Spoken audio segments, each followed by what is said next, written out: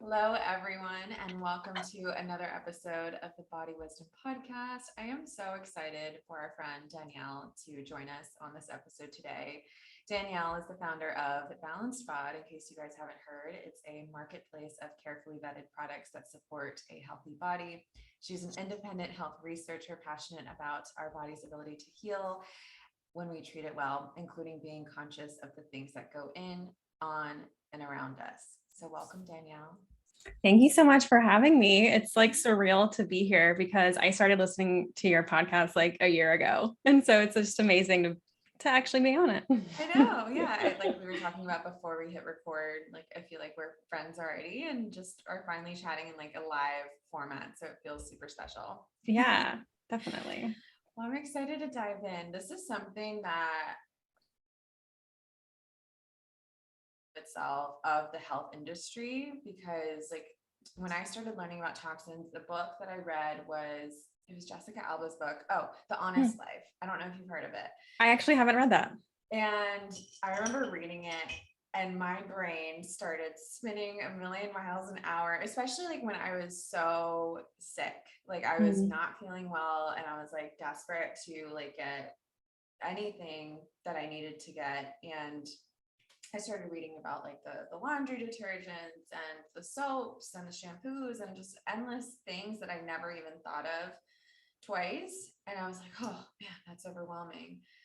So I'm really excited to dive in today. And I guess for starters, for people who don't know your story, how did you kind of land in this space? How did you land into the world of toxins? Yeah. So I was in the same boat, like in a healing journey of my own, where I was just kind of exploring and learning as I went. But for me, it really started when I came off birth control. So that was like 2019. So I came off birth control. About a year prior to that, I was diagnosed with PCOS. So I had a whole lot of hormone issues going on, and that's kind of what sparked this interest. Just in general, that I guess that was what it was, is just hormones, right? And so I was trying to figure out, what do I need to do to heal naturally? Because when I went to my doctor, Western medicine can just kind of discourage you a little bit when they tell you that your only options are maybe take a pill or something like that. And at least that was my experience. And so I ended up thankfully not listening and going down my own path, thinking like, I can do something else. I know I can figure this out myself. It just didn't feel right to, like push it down and not figure out what maybe like the root cause was. Because I was having all sorts of issues, but I also had issues growing up all throughout childhood. Like I had digestion problems. I had like irregular cycles from when I was younger. I had strep throat all the time. Like I just remember being sick a whole lot. So I know I had issues even before like going on birth control and the whole PCOS journey and all that kind of stuff. But really, I just feel like it was that moment that prompted me. Was like I was getting really bad headaches and my acne and everything was getting worse. And, that kind of just like skyrocketed my desire to want to dig deeper. So yeah, I mean, my body was definitely signaling me all throughout my childhood to do this. I just wasn't listening. And so until it got really bad, I think physical stuff is usually a lot of times what people realize is like, okay, I need to make a change. So acne was it for me. Like it was so like just hard to get through. It's a confidence killer. Like it was literally ruining so much of what I felt like was me. Like I didn't know who I was anymore. And so definitely having all those symptoms and what I equated to hormone-based issues going on was kind of what prompted this whole non-toxic living journey. Because really during that time, I just figured out like, okay, I dug into all kinds of books and podcasts and all the things and led me down this path of learning like, okay, my lifestyle matters. What I'm putting in and on my body actually makes a difference. So yeah, that's kind of where I started. Yeah. Thanks for sharing with us. I think what blew my mind the most, because I always thought like the largest organ in our body was like our brain, but it's actually our skin. And that was like, oh my gosh, which can be like kind of scary too, like just kind of learning that. And so I guess I'm curious, like, were you overwhelmed at any point in the process? And if so, like, what'd you do? Or were you like, okay, I'm just gonna like take this easy breezy and just kind of like take one thing at a time? Yeah, no, I was super overwhelmed. So I always preach now that I like consider myself knowing better than back then. I always preach to go slow and not try to do everything at once. I made the mistake of literally I started to learn, I think I read like one book that told me maybe 5 or 6 specific ingredients or things to avoid that are commonly found in like deodorant and lotion and like makeup, like that kind of stuff. And I was like, oh my God. So I just like took that and I went to my like bathroom and just threw out everything that had those ingredients in it. And fragrance was one of them, which that's in everything. So I just didn't realize like how much it was, in my home. And I was literally doing this almost to myself. Like, so I could make a change right then and there. And so I did that, and I don't recommend that path because it was actually so stressful. Like I literally had these big garbage bags around my house. It's just like throwing out this cleaner, throwing out this thing, throwing out, and I'm someone who likes to kind of get rid of clutter and stuff. So part of me was like, this is fun. But then the other part was like, what do I use now? So That's I what's think, so crazy.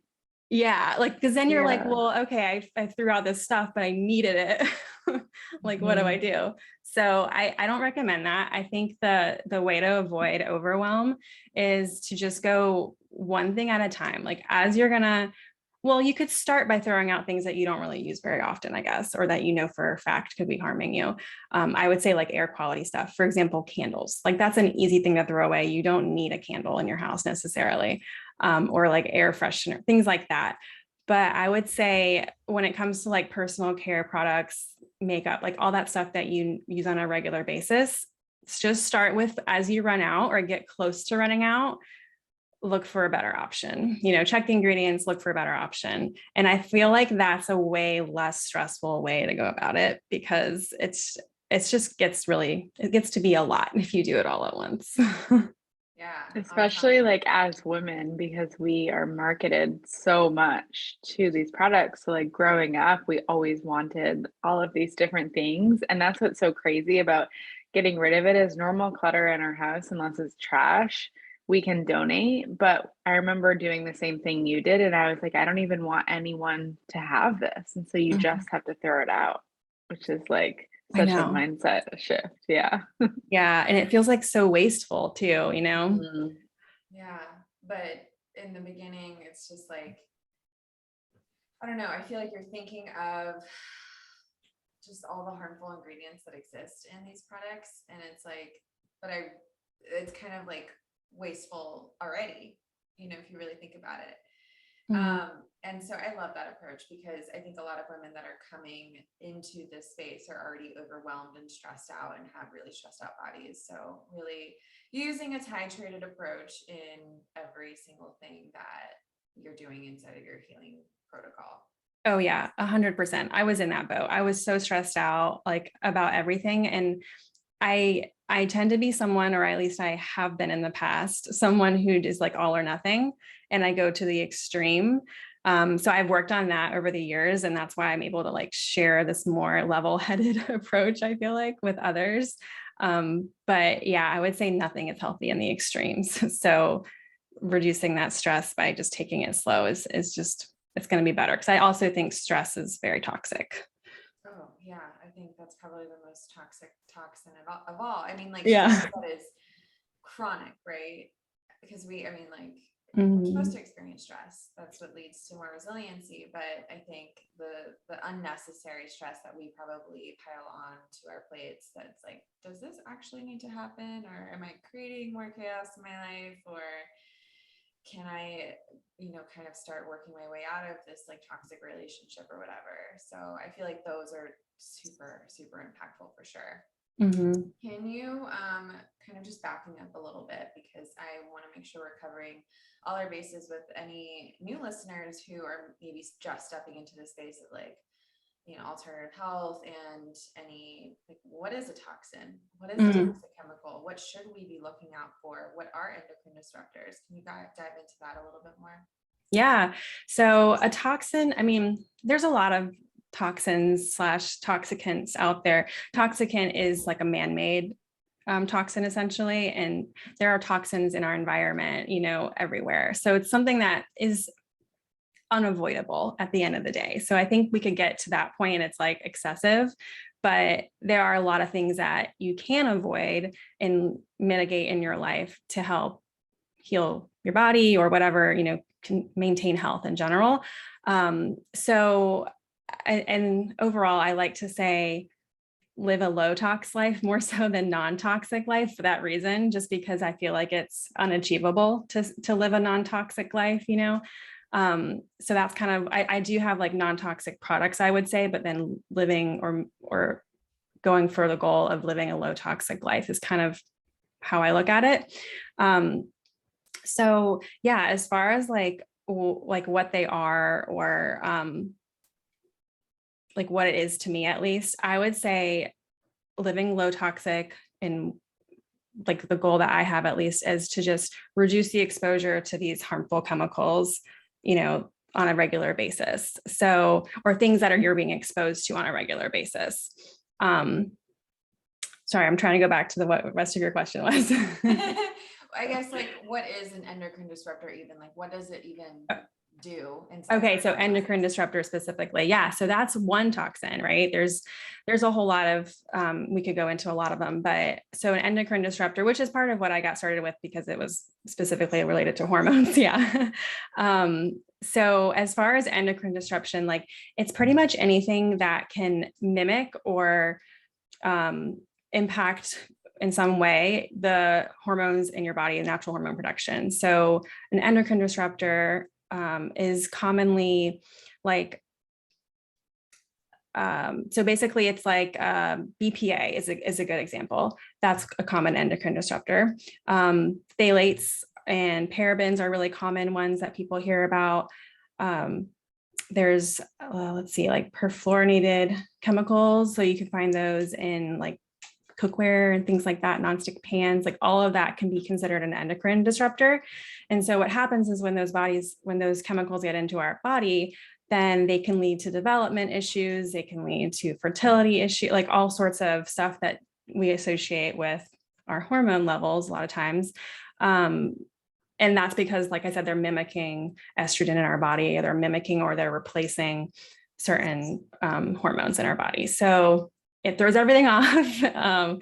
And so that's kind of where that's like a lot of times where I feel like people start is how do we get rid of those? And like I said, that goes back to fragrance and like cookware and air quality. Those kind of things are usually the first thing that I think of when it comes to avoiding endocrine disruptors. Okay. Does that help? I don't know if that, okay. No, that does. And I think a lot of women today are dealing with estrogen dominance.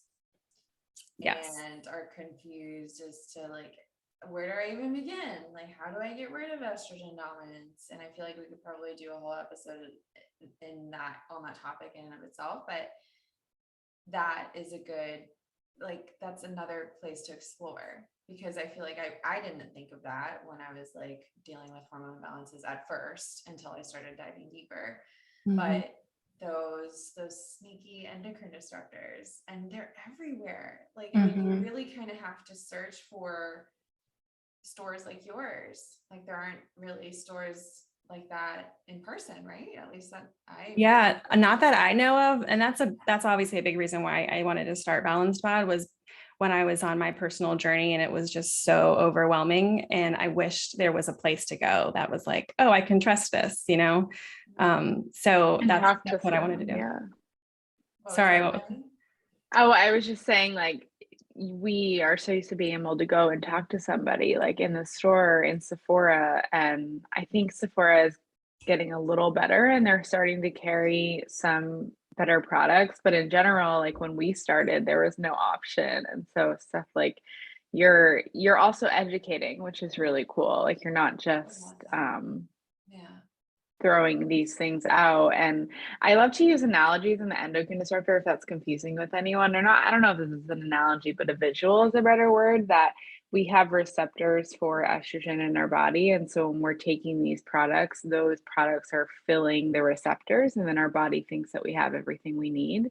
And so that's part of the way that it disrupts estrogen. So that's why it's called endocrine disruptor. I just wanted to kind of explain that for people, that because it kind of sometimes it feels like it's just floating around and we don't know what's actually happening. So someone that loves the science, that's kind of what's going on. I love that. I think, and what you said about Danielle bringing in the education piece, I think us as humans with higher brains, I think it's really important for us to understand. I was just talking about this with someone yesterday. Like, I love educating my clients, because otherwise it's kind of like, why am I doing this again?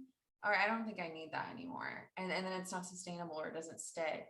And so it's really important to understand like why you're doing something and why you're making that change. So I love that. Yeah, it's huge.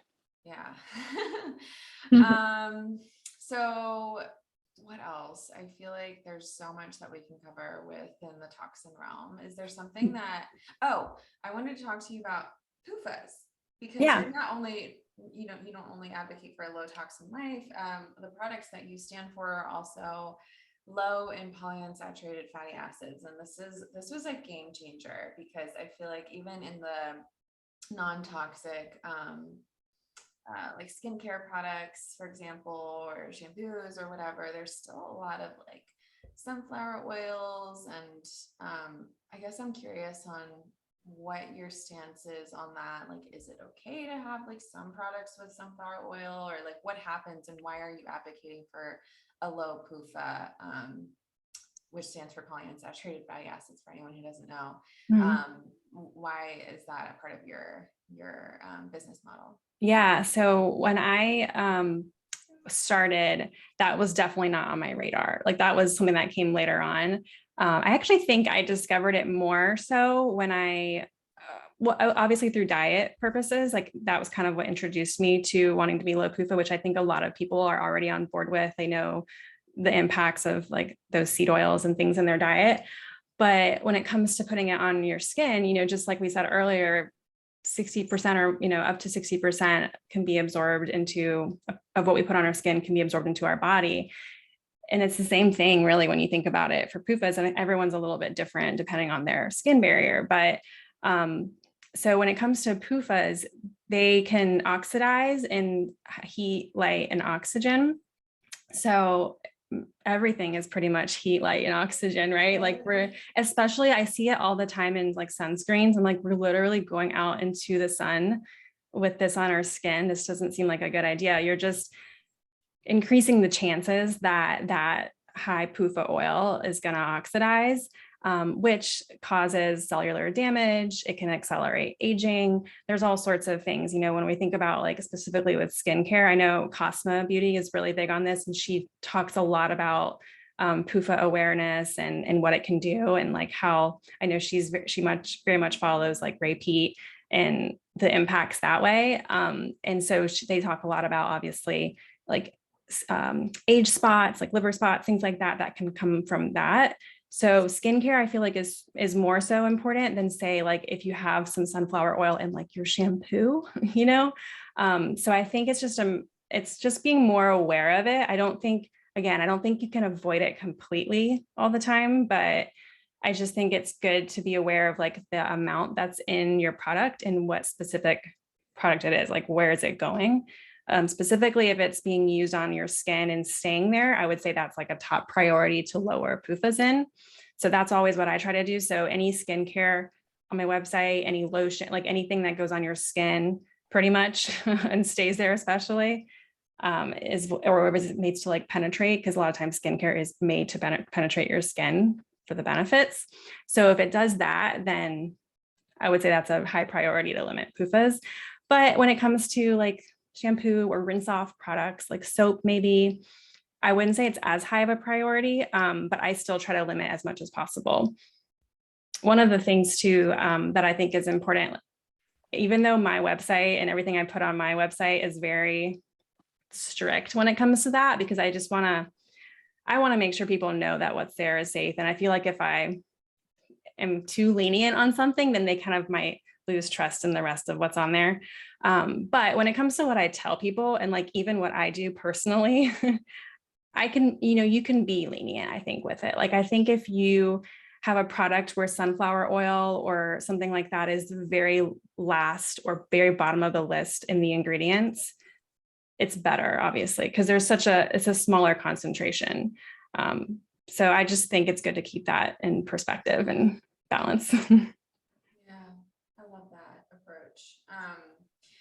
What is your skincare routine? You mentioned that you had acne, which I don't even think I really knew that. I don't think I've seen like a picture of you with acne. I can't even imagine. Your skin looks so beautiful. Yeah, I shared a picture, I want to say like a while back. Thank you, by the way.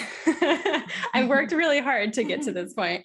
I still feel like I have some hyperpigmentation scarring a little bit and it was mostly around my jaw, which is probably why it's not as visible on like Instagram or things like that, because I'm not like sideways a whole lot, so it took me a while to figure out like a routine that worked for me, mixed with obviously diet and lifestyle changes. And even like a lot of nervous system support. I really think that that's been a game changer for me for a lot of things over the past like year or so.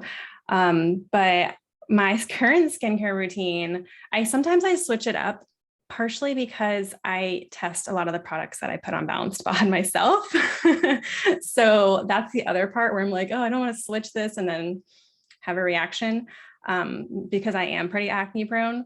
But I say like, so for right now, I always Cosma cleanser is like my go-to. It's just so gentle and never like makes my skin tight or anything. If that's something that happens to anyone, if your skin feels like kind of tight after you wash your face, you're probably stripping the oils on your skin. So it could impact your barrier and that could cause acne. So yeah, that was a big thing for me, because before I went down this whole path, I was using face washes that were so like rough, or they had like exfoliator beads in them, or like, things that we think we're supposed to use on our face because we're like The apricot wash. Oh my yeah, God. right. I'm like, oh, Like scrubbing my skin off, basically.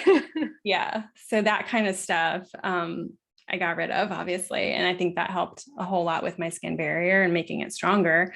What else do I use? I usually use the squalene oil also by Cosma as like a moisturizer. Or I have this other moisturizer I like. There's one on my website called, it's an Earth Harbor, I think it's Mermaid Glow or something like that, Mermaid Melt maybe. Nice. Yeah, that one's good. And then I also like this other one by Face and Earth. It's like more of a handmade brand.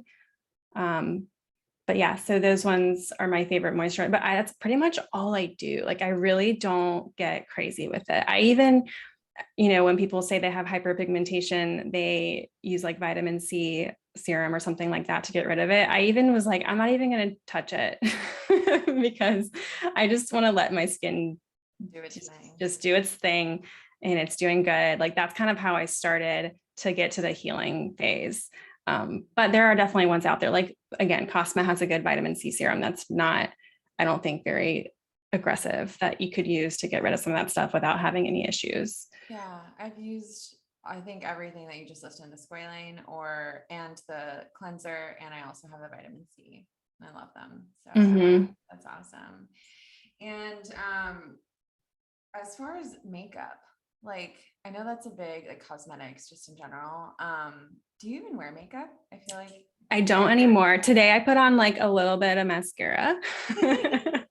But yeah, I haven't worn makeup in months. But if I do, like, say I want to cover something up, or like I don't know, I'm going out or something and I just want to look a little bit more like put together, then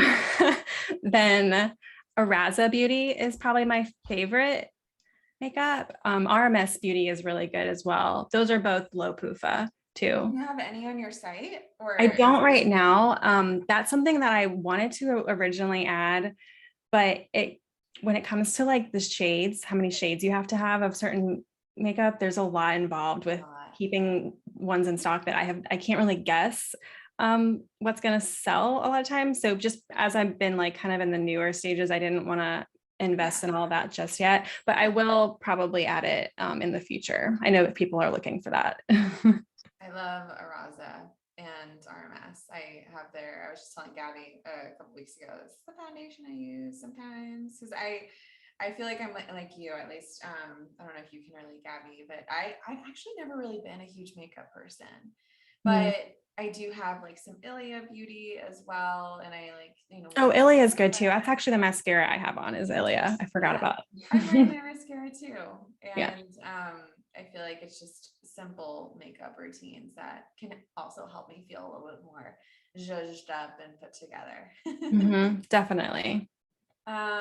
You mentioned skin barrier earlier. Is that like, I don't even know. I always get asked, like, do you have an oily skin or do you have dry skin? I'm like, I think it's like a combination of both. Like, I have no idea. Is that something that you can share more about?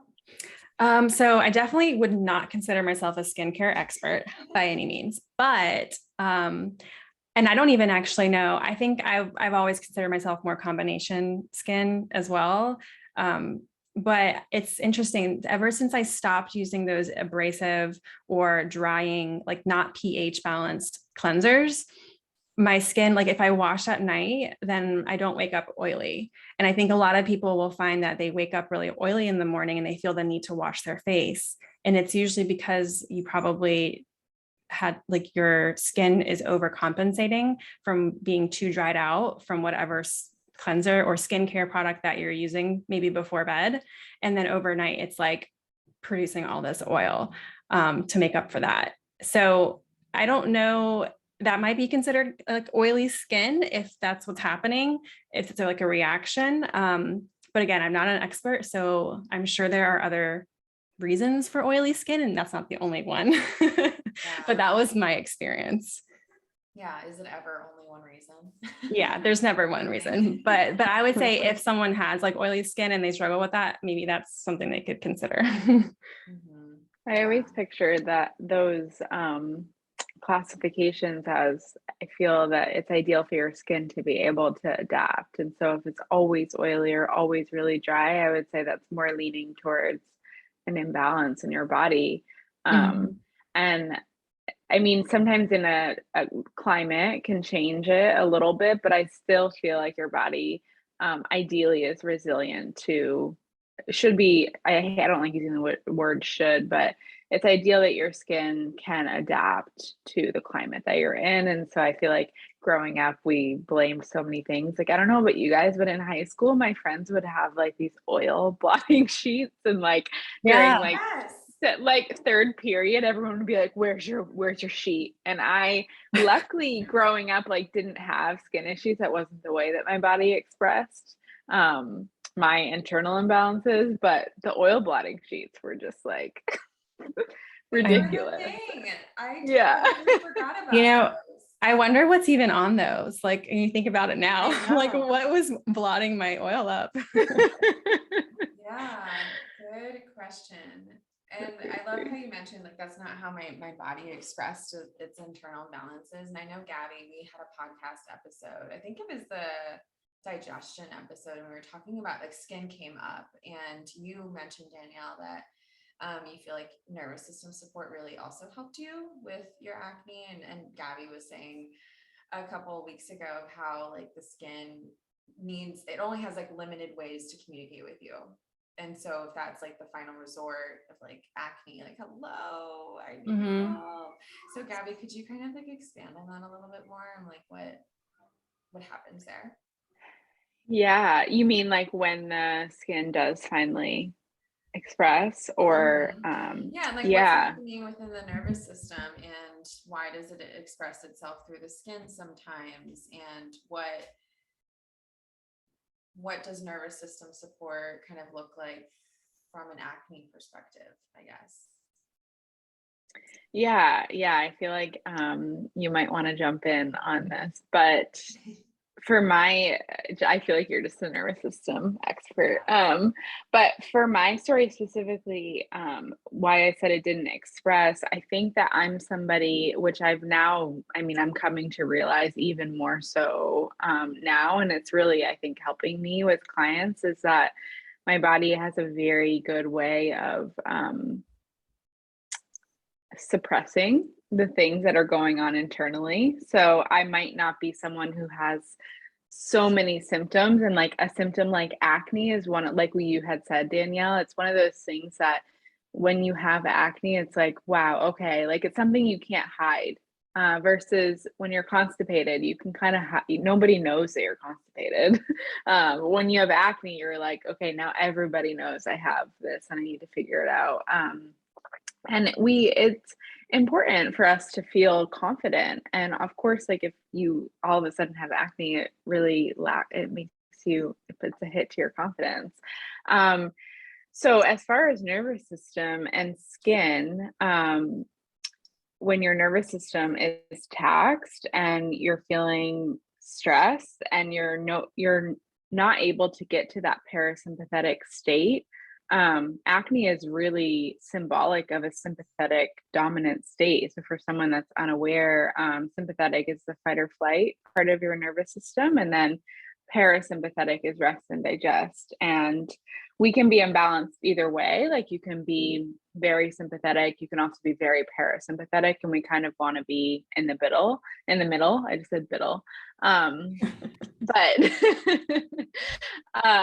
yeah, so approaching the nervous system from a skin perspective, I think is really just bringing our body back into balance in whatever way that it is imbalanced. And so, Kiara, how would you approach that? What would you do? So there's this woman on Instagram, for anyone who's interested in following her. Her name is like Holistic Angela, like whole, like WH. And I've never heard of this, but it's like somatic skin support, like basically like nervous system based skincare. And I'm just like, oh, tell me more, because like we love the nervous system. That's everything. And I don't really know like the ins and outs of like her methods and whatever, but when I think of somatics, this is an experience of the body, right? So soma meaning body. And what I've started doing, I think so often, like we can get in our routines and we like have places to be, people to talk to. Everything's just so busy. Even when we're doing like our simple skincare routine and we just kind of like do this and that. At least that's like speaking for myself. Sometimes I can get really caught up in that versus like, oh, this is my skincare routine. I get to move slowly and it's just like a really beautiful process. And it's like, but sometimes that's hard, like when we're leading really busy lives.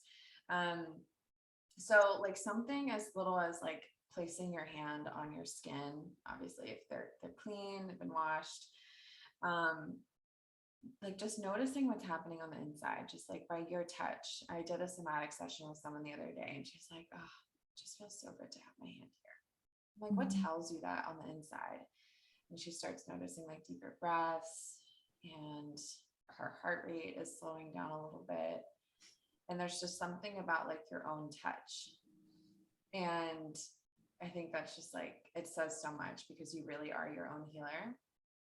And so I think like when I think of somatics, there's just like this slowness and this awareness of this inner experience. And so doing that with like your skincare products, like as you're cleansing your face, like what do you begin to notice happening in your body? And that brings more presence on board, right?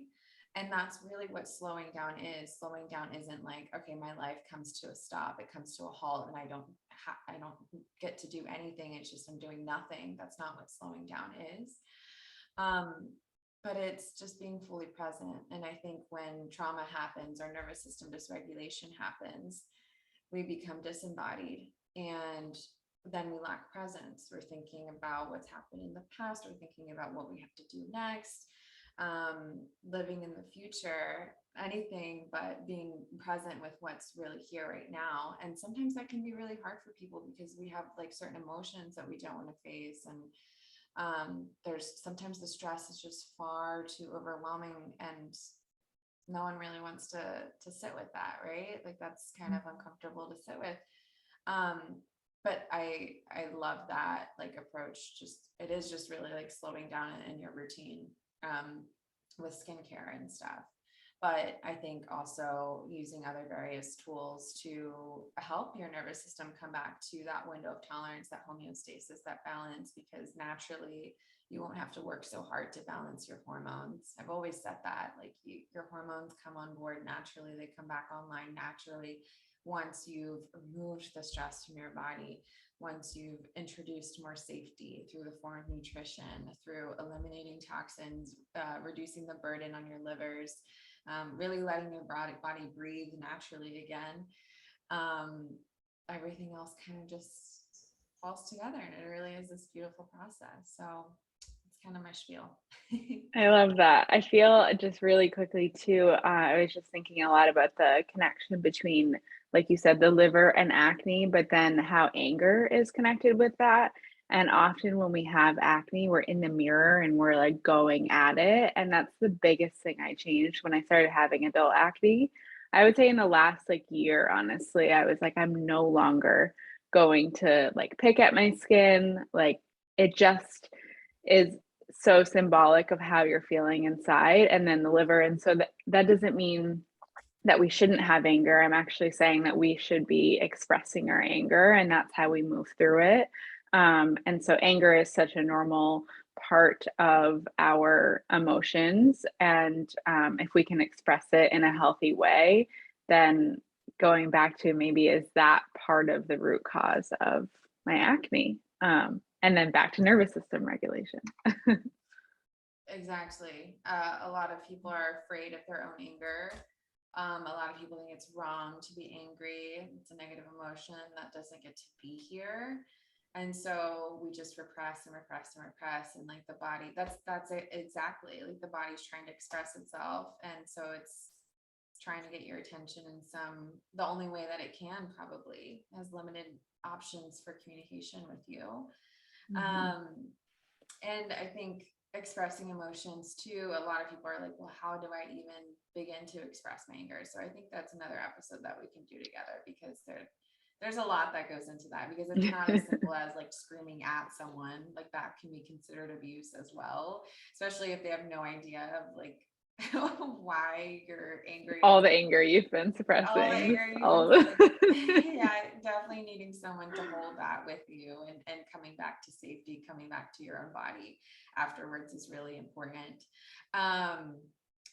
Danielle, what are some other areas that some people could explore, like other than like what we're putting onto our bodies and stuff? I know you're just really passionate about like the whole world of, toxins, and some other areas that we could explore, like your water or your air. Like, can we talk about that for a moment? Yeah. So that's definitely, I would say if someone's new to this journey, like at least for me, it makes sense to start with things that you're ingesting, and that includes air and water and, your food and everything. I really think that those are some of the highest impacts, like swaps that you could make to clean up your lifestyle, even before maybe some of the stuff that you're putting on your skin. I think it's all important, but if you're like just starting out, I would say that might be a good starting place. So some of my favorite things, like a good water filter, I use a Berkey water filter, but there are a bunch out there that you could look into. Anything's better than just like a Brita or your fridge filter, probably. So, or tap water, obviously don't use tap water. What else? As far as like even in the kitchen, like cookware, because that's going to go into your food and into your body. So I also am huge on eliminating as much as possible. You really can't eliminate, but reducing plastic, or especially around food and water, because that's something that you're going to get BPA, or even if it's not BPA, because some stuff says BPA free, there's like BPS, and it's basically the same thing. There's just not as many studies on it, but it could have the same endocrine disrupting effects. So eliminating that on like water bottles, or food containers, like especially if you're going to put something hot into a container, like leftover food or anything like that. And especially don't put plastic in the microwave. So like all of those kind of things, I would say hurts.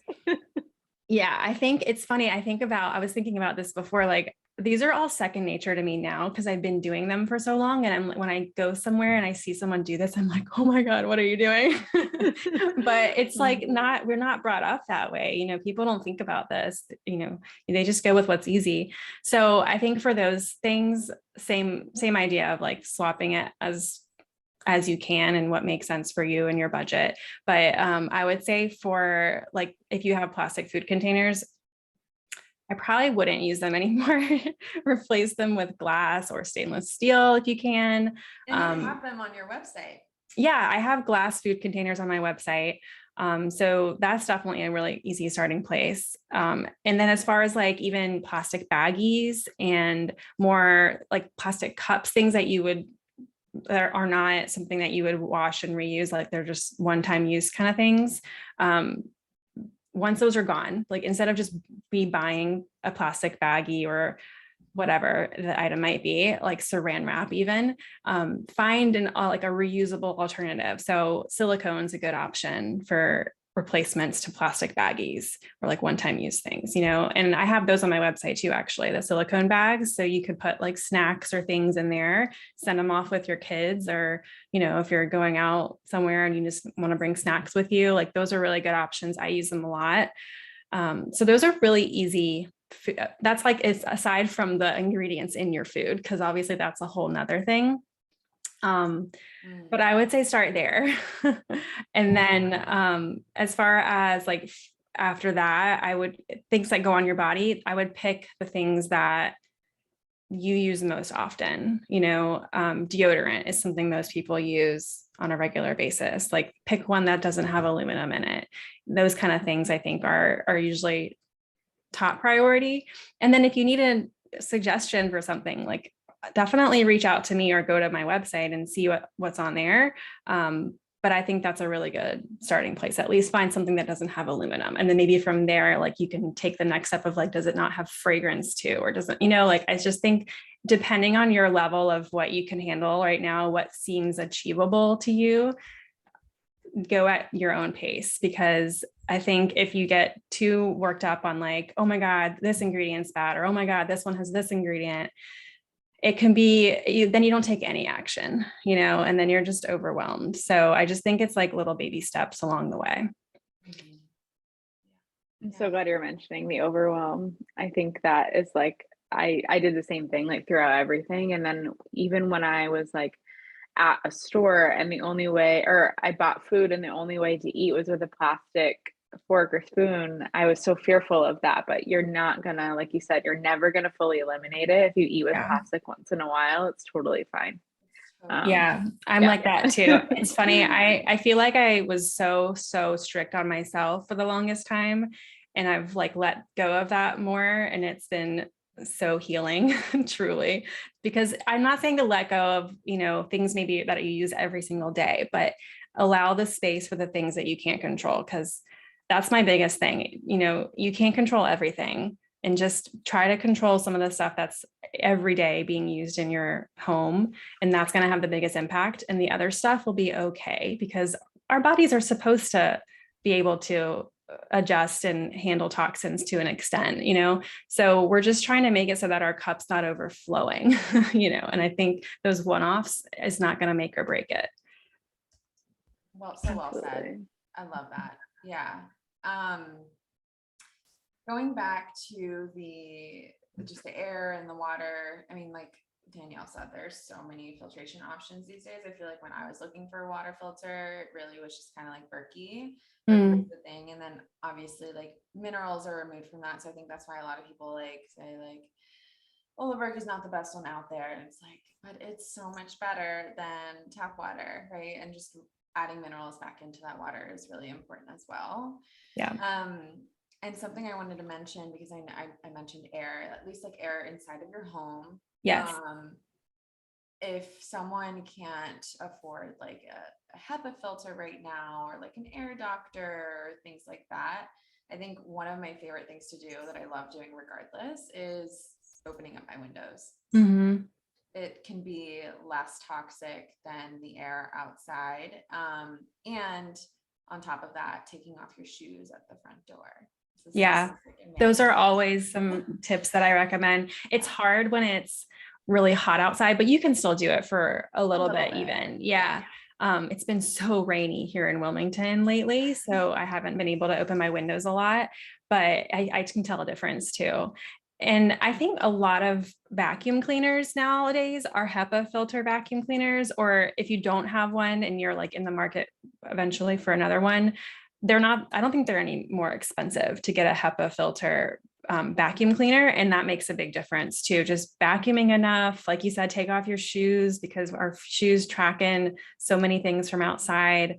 So leaving them at the front door or like in a closet or something is helpful. Dusting, people don't probably dust enough. I was one of those people. Like, no, I don't dust. Yeah, like it took me a while to be like, does this really matter? Like to get into it.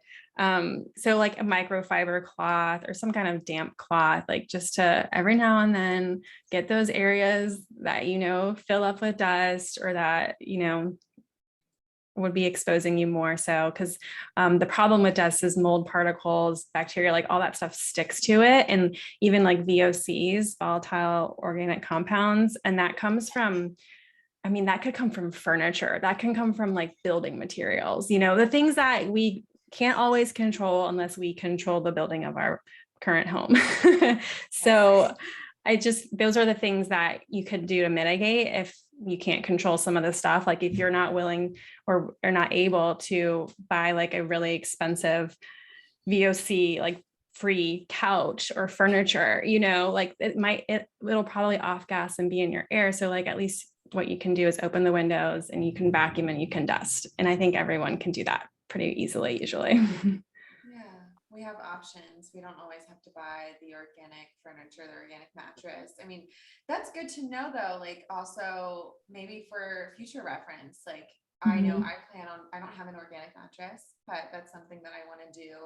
I don't either. I mean, we've been renting for a little bit now and I'm like, okay, we'll do that when we buy again. Like exactly. it's okay.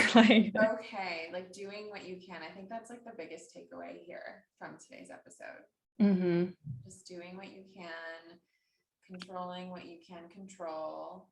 Yeah, I feel like we've covered a lot today. Is there anything that you feel like you get like frequently asked on a regular basis that you feel would be of importance here today? I mean, I think the biggest thing people have been asking lately is like where to start. And I hope we covered enough of that. I don't know. I know we talked about a lot of stuff, but